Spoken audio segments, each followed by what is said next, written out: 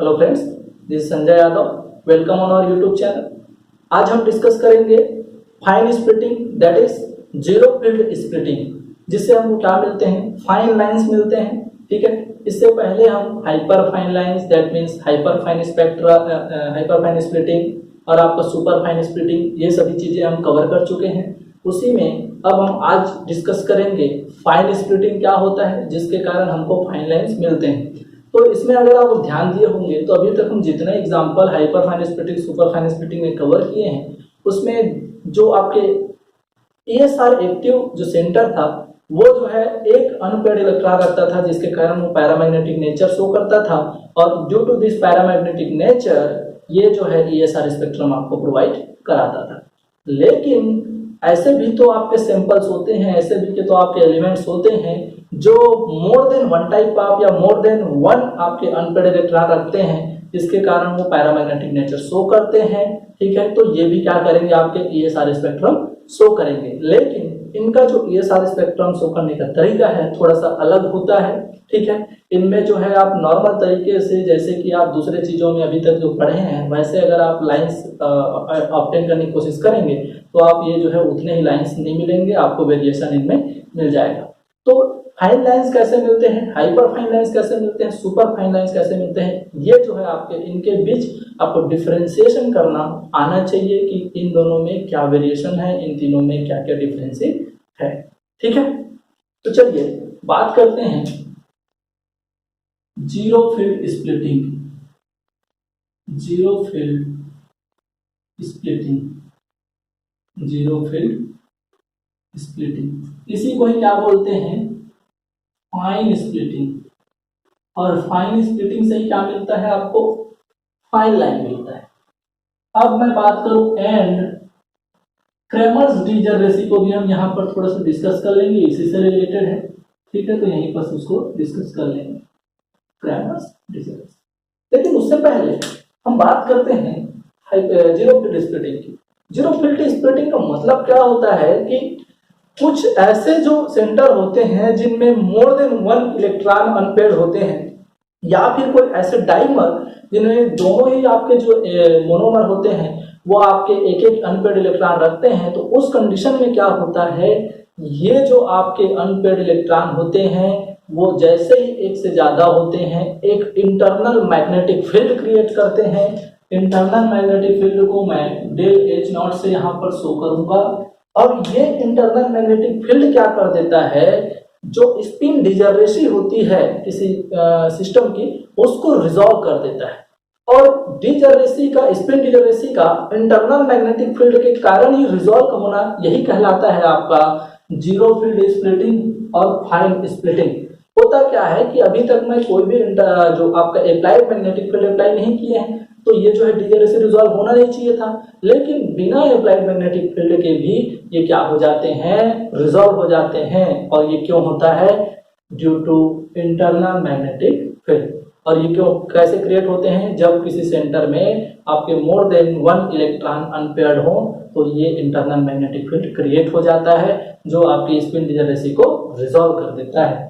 जैसे कि अगर मैं आपको एग्जांपल से समझाऊं तो आपको मैं एक D2 का एग्जांपल लेके समझाता हूं और एक D3 का एग्जांपल से समझते हैं। होता क्या है, आपको पता है कि ये लीजिए भैया, ये दो इलेक्ट्रॉन हैं, दोनों अनपेयर्ड हैं। ठीक है, तो यहाँ पर ये इस डिजनरेट फॉर्म में एग्जिस्ट करेंगे और ये तब तक होगा जब तक कोई इंटरनल मैग्नेटिक फील्ड क्रिएट नहीं हुआ है। ठीक है, और आपका जो अप्लाइड मैग्नेटिक फील्ड BZ होता है वो भी अप्लाई नहीं हुआ है, मतलब किसी भी तरह से यहाँ पर फील्ड वर्क नहीं कर रहा है, तो ये डिजनरेट फॉर्म में होंगे। लेकिन लेकिन लेकिन जैसे ही आपका क्या होता है, मैग्नेटिक फील्ड जो इंटरनली क्रिएट होता है, या जिसको हम इंटरनल मैग्नेटिक फील्ड बोलते हैं, डेल H नॉट से जो रिप्रेजेंट कर रहे हैं, वो जैसे ही क्रिएट होता है, ये जो है इसकी स्पिन डिजनरेसी रिजॉल्व हो जाती है और ये इस तरह से स्प्लिट हो जाते हैं। और यहाँ पर ये इनका जो ms का वैल्यू है, क्वांटम नंबर है, वो यहाँ पर 0 हो जाता है और इस कंडीशन में वो +-1 शो करता है। इसको आप ऐसे समझ सकते हैं कि जब ये दो अनपेड इलेक्ट्रॉन होंगे तो की पॉसिबिलिटी एक ऐसी आएगी जहां पर ये पेयर हो जाए, उस तरह वहां पर ये जो है क्वांटम नंबर 0 शो करेंगे।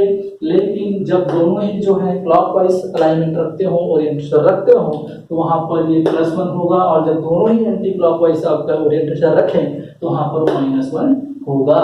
ये कब होगा भाई? तो ध्यान देना, यहाँ पर अब डेल H नॉट 0 नहीं रह गया है, यहाँ पर कुछ ना कुछ क्रिएट हुआ है इंटरनल मैग्नेटिक फील्ड, तभी ये क्या हो गया है, रिजॉल्व हो गया, डिजनरेसी, ये स्प्लिट हो गया।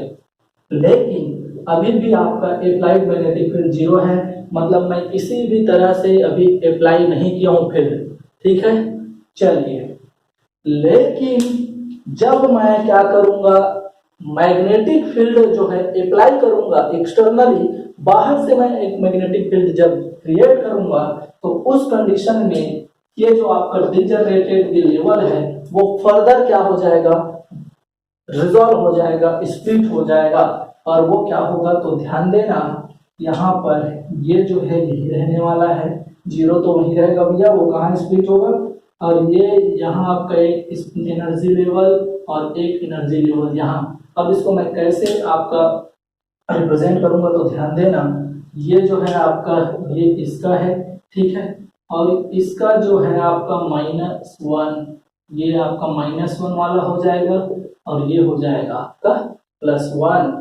क्लियर है भाई? तो देखो यहाँ पर मैं आपका ms लिख रहा हूँ, मतलब क्वांटम नंबर इसका क्या होगा, तो ms ये जो है -1, ये किसके लिए है 0, और ये किसके लिए है +1।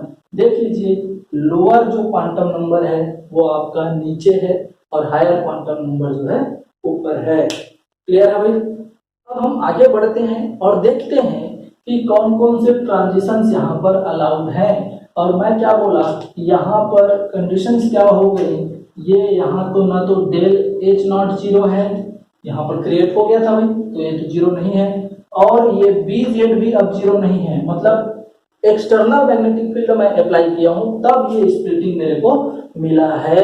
क्लियर है भाई? अब बताओ, यहाँ पर ये मैग्नेटिक फील्ड अप्लाई करने पर पहले क्या होता था, एक इलेक्ट्रॉन का ये वाला फॉर्म सीधा इसमें टूटता था ऐसे, लेकिन यहाँ पर जब ये जो इंटरनल मैग्नेटिक फील्ड रखते हैं, मोर देन 2 अनपेड इलेक्ट्रॉन या मोर देन 1 अनपेड इलेक्ट्रॉन रखते हैं, तो पहले से ही टूटे रहते हैं। फर्दर फिर स्प्लिटिंग किसके कारण होती है, अप्लाइड मैग्नेटिक फील्ड के कारण होती है। ठीक है, अब हम बात करेंगे कि यहाँ से मेरे को ट्रांजिशन कितना मिलेगा, कितने अलाउड है। तो हमको पता है भैया कि del ms is equal to ±1 होना चाहिए ESR में अलाउड ट्रांजिशंस के लिए। तो बताओ, यहाँ से यहाँ एक ट्रांजिशन होगा क्या? ठीक है भाई, यहाँ से यहाँ आपका एक ट्रांजिशन और यहाँ से यहाँ आपका दूसरा ट्रांजिशन अलाउड है। क्लियर है? तो बताओ यहाँ पर मेरे को फाइन लाइंस कितने मिलेंगे? Fine lines is equal to 2। कितने फाइन लाइंस मिले? तो 2 फाइन लाइंस मिले, एक इस ट्रांजिशन के कारण और एक इस ट्रांजिशन के कारण। अरे क्लियर है? चलिए अब बात करते हैं यहाँ पर D3 सिस्टम की। तो ध्यान देना, D3 सिस्टम में लेता हूँ, इसको मैं मिटा रहा हूँ। यहाँ पर फाइन लाइंस हमको 2 मिले, अब आपको समझ आ गया। ठीक है, ये लीजिए, ये मेरा D3 सिस्टम है, 3 अनपेयर्ड इलेक्ट्रॉन है इस D3 सिस्टम में। क्लियर है भाई? तो क्या होने वाला है, यहाँ पर मैं एक कंडीशन क्या ले रहा हूँ कि ना तो मेरा इंटरनल मैग्नेटिक फील्ड क्रिएट हुआ है, ना ही मैं कोई एक्सटर्नल मैग्नेटिक फील्ड अप्लाई किया हूँ, तो इस फॉर्म में रहेंगे। लेकिन जैसे ही आपका क्या क्रिएट हो जाए, इंटरनल मैग्नेटिक फील्ड क्रिएट हो जाएगा, तो यहाँ पर ये जो है आपका स्प्लिट हो जाएगा, इसका जो है रिजोल्यूशन क्या बोलते हैं, डिजनरेसी जो है रिजॉल्व हो जाएगी। ये जो है इस फॉर्म में क्या कर जाएंगे, रिजॉल्व हो जाएंगे।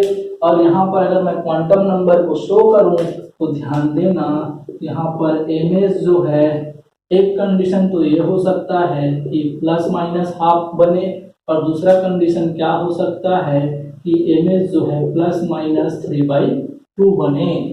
क्लियर है। और ये क्यों होगा, तो भैया यहाँ पर पेयरिंग की बात करूं तो एक ही तो पेयरिंग हो सकता है, एक तो फिर भी क्या होगा, अनपेयर्ड होगा। तो उस कंडीशन में तो भाई दोनों तो कंप्लीटली सभी के सभी जो है पेयर्ड नहीं हो पा रहे हैं, तो मतलब जीरो वाला तो ऑब्जर्व हो गए नहीं क्वांटम नंबर। ऐसे आप याद रख सकते हैं। तो एक कंडीशन क्या बन सकता है कि प्लस माइनस हाफ बने, और दूसरा जो है प्लस माइनस 3/2 बने। ठीक है, ये कब होगी, तो यहाँ पर अब डेल एच नॉट जो है जीरो नहीं रह गया, लेकिन अभी भी जो है बी जेड जो है जीरो है। तो अब क्या करते हैं, मैग्नेटिक फील्ड भी अप्लाई करते हैं एक्सटर्नल वाला। तो अब क्या करेगा, वो इन लेवल्स को क्या कर देगा, स्प्लिट कर देगा। और जब ये लेवल्स स्प्लिट होंगे तो ध्यान देना, ये लीजिए भैया, ये आपका लेवल्स एक स्प्लिट हो गया, ये आपके हो गए आपके माइनस हाफ, और ये सीधा नीचे आएगा -3/2 को लेकर के, और ऊपर जाएगा +3/2 को लेकर के। तो ध्यान देना यहाँ पर ms मेरा क्या हो जाएगा, तो ये है आपका -3/2 वाला। ठीक है, ये क्या होगा आपका -हाफ वाला, ये क्या है आपका +1 +हाफ वाला, और ये क्या है +3/2 वाला। आपको दिख रहा है क्या, लोअर टू हायर। ठीक है, इसी क्रम में आपके ये अरेंज हो रहे हैं। स्प्लिटिंग आपको समझ आ रहा होगा। और ये क्यों हुआ, क्योंकि यहाँ पर ना तो डेल एच ने आप जीरो है, ना ही एक्सटर्नल मैग्नेटिक फील्ड जीरो है। कहने का मतलब दोनों के दोनों यहाँ पर प्रेजेंट हैं। अब हम देखते हैं कि कितने फाइन लाइंस, कहाँ से कहाँ हमको लाइंस मिलेंगे। क्लियर है, तो कहाँ से कहाँ फाइन लाइंस मिलेंगे, इसके लिए आपको पता है कि आपको सिलेक्शन रूल क्या फॉलो होने चाहिए। तो सिलेक्शन रूल फॉलो होना चाहिए, del m s is equal to ±1। ठीक है, तो इसके लिए एक ट्रांजिशन तो ये होगा भैया। ठीक है, और एक ट्रांजिशन आपका ये होगा, और तीसरा ट्रांजिशन होगा ये। अगर आप इनमें जैसे ही आप सिलेक्शन रूल कौन सा डेल एम एस वाला फॉलो करेंगे तो ±1 कुछ ना कुछ आ जाएगा। बाकी किसी के लिए ये जो अलाउड नहीं होंगे। इसलिए फाइन लाइंस कितने मिलते हैं, fine lines is equal to 3 मिलने वाले हैं। अरे क्लियर है। ठीक है, लेकिन लेकिन लेकिन यहाँ पर आप एक चीज जरूर ध्यान देंगे, और वो क्या है, यहाँ पर मैं कहीं भी हाइपर फाइन स्प्लिटिंग की बात नहीं किया हूँ। क्योंकि हाइपर फाइन स्प्लिटिंग कब अराइज होती है, जब ये जो आपके ये सारे एक्टिव सेंटर है वो कनेक्टेड या किससे इंटरेक्ट कर जाए, स्पिनिंग न्यूक्लियाई से। दैट मीन्स जो मैग्नेटिक न्यूक्लियाई होते हैं, जिनका न्यूक्लियर क्वांटम नंबर जो होता है वो प्लस माइनस हाफ होता है, दैट मीन्स जीरो नहीं होता, 3/2 होता है, 5/2 होता है, दैट मीन्स आई जीरो नहीं होता। और बाकी उनके साथ स्प्लिटिंग करने से ये फर्दर स्प्लिट होकर के हाइपर फाइन लाइंस देते थे। तो अभी मैं यहाँ पर दोनों ही जगह में हाइपर फाइन लाइन जो है, हाइपर फाइन स्प्लिटिंग जो है अब्सेंट है। यहाँ पर मैं कहीं भी हाइपर फाइन लाइंस की बात नहीं कर रहा हूँ। दोनों ही कंडीशंस में अगर ये हाइपर फाइन स्प्लिटिंग शो करेंगे तो फर्दर ये स्प्लिट होगा आपके उसके क्या बोलते हैं कि हाइपर फाइन लाइंस में, मतलब ये और स्प्लिट हो जाएंगे। तो फिर दोनों के दोनों वहां पर जैसे कि del m s is equal to +-1 किसके लिए भाई, सिलेक्शन रूल इसके लिए, एम एस क्वांटम नंबर के लिए, और del m i is equal to 0 follow होगा इसके लिए, हाइपर फाइन स्प्लिटिंग के लिए।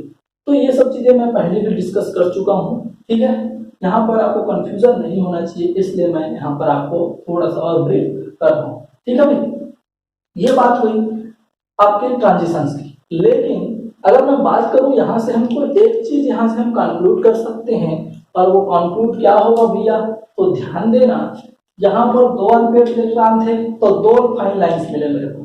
कितने फाइन लाइंस मिले, 2। और यहाँ पर 3 अनपेयर्ड इलेक्ट्रॉन थे तो कितने फाइन लाइंस मिले, 1, 2 और 3।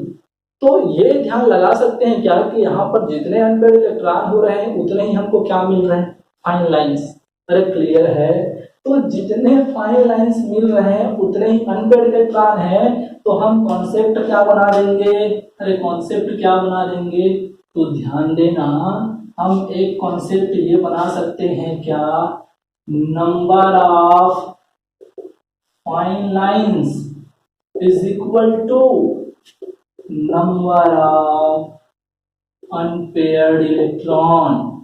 कहने का मतलब आपको इतना सारा झंझट या इतना सारा ये जो काम है नहीं करना पड़ेगा।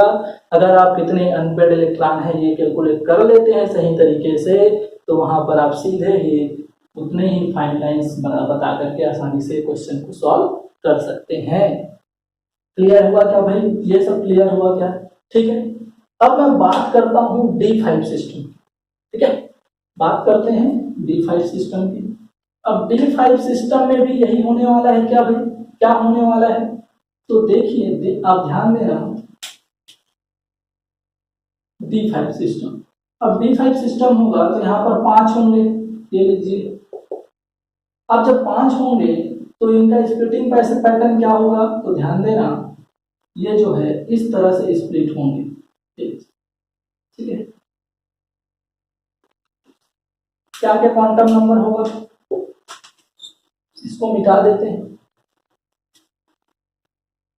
क्या क्या क्वांटम नंबर होगा? तो ये एक क्वांटम नंबर होगा ms is equal two plus minus half. एक कंडीशन होगा ms is equal two plus minus 3/2 और एक कंडीशन होगा ms is equal two plus minus 5/2। यही कंडीशन होंगे। अब जब ये स्प्लिट होंगे तो ध्यान देना, यहाँ पर आप समझ गए कि यहाँ पर मैं अप्लाइड मैग्नेटिक फील्ड भी क्रिएट करूंगा। तो ये जो है स्प्लिट होंगे कहाँ पर? ये लीजिए, एक लेवल आपका यहाँ आएगा और एक लेवल आएगा आपका यहाँ, एक यहाँ आएगा और एक यहाँ। अब देखिए मैं लिख रहा हूँ इन चीजों को, कौन कौन से स्प्लिट हुए हैं। ये आपका ये 3/2 वाला लेके आएगा और ये 5/2 वाला ये सबसे नीचे वाला होगा। क्यों? क्योंकि ध्यान दीजिए, ये आपका ms हो जाएगा, ये -5/2 सबसे नेगेटिव वाला, सबसे छोटा। ठीक है, ये जो है -3/2 और ये -हाफ, ये आपका +हाफ, सॉरी एक यहाँ पर हम भूल गए हैं, ये +हाफ यहाँ से ऐसे ऊपर चढ़ेगा। ठीक है, ये आपका क्या हो जाएगा? +हाफ, ये +3/2 और ये +5/2। ऐसे क्वांटम नंबर मिलेंगे। पर कितने फाइन लाइंस मिलेंगे? तो यहाँ से यहाँ एक कंडीशन, दूसरा, तीसरा, चौथा और ये पांचवा। तो 5 फाइन लाइंस मिलेंगे। Fine lines is equal to 5। तो देखो यहाँ पर 5 अनपेयर्ड इलेक्ट्रॉन, तो 5 5 लाइंस मिले। अरे क्लियर है? अरे क्लियर है क्या? ठीक है, इतना समझ आया आपको? ठीक है, अब बात कर लेते हैं एक इंपॉर्टेंट टर्मिनोलॉजी की, जो कि है क्रेमर्स डिजनरेसी। Cramer's degeneracy. अब ये क्रेमर्स डिजनरेसी क्या होता है? तो देखिए, समझने की कोशिश कीजिए कि यहाँ पर अगर ये सभी जो फिनोमिना हैं जिनसे हमको फाइन लाइंस मिल रही है वो तो ठीक है। ठीक है, यहाँ पर हमने D2 सिस्टम देखा, D3 सिस्टम देखा और D5 सिस्टम देखा। तो D2 सिस्टम में हमारा एक जो क्वांटम नंबर है वहां पर ms इज इक्वल टू 0 मिला था। ठीक है, जो कि डिजनरेटेड नहीं था।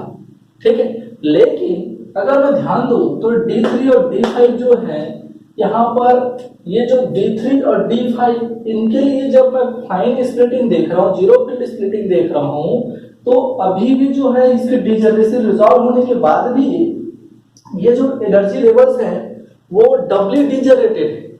ठीक है, तो बोला क्या जाता है कि जब कोई पैरामैग्नेटिक न्यूक्लियाई जिसमें एक से ज्यादा इलेक्ट्रॉन अनपेयर तो होते हैं लेकिन वो ऑड नंबर में प्रेजेंट होते हैं, दैट मीन्स अगर ऑड नंबर में आपके जो अनपेयर्ड इलेक्ट्रॉन प्रेजेंट्स हो तो उस कंडीशन में ये जो आपके इंटरमैग्नेटिक फील्ड के कारण जो जीरो फील्ड स्प्लिटिंग पाई जाती है उसमें एनर्जी लेवल डबली डिजनरेटेड ही पाए जाते हैं, नॉन डिजनरेटेड होते ही नहीं है। इसी को ही बोला जाता है क्रेमर्स डिजनरेसी। कहने का मतलब इंटरमैग्नेटिक फील्ड के कारण ये जो स्पिन डिजनरेसी है उसके रिजॉल्व होने के बाद भी जो एनर्जी लेवल्स होते हैं वो डबली डिजनरेटेड ही होते हैं। जैसे कि आप देख लो, ये भी डबली डिजनरेटेड है, ये भी डबली डिजनरेटेड है, ये भी है, ये भी है और ये भी है। और ये किनके लिए हो रहा है?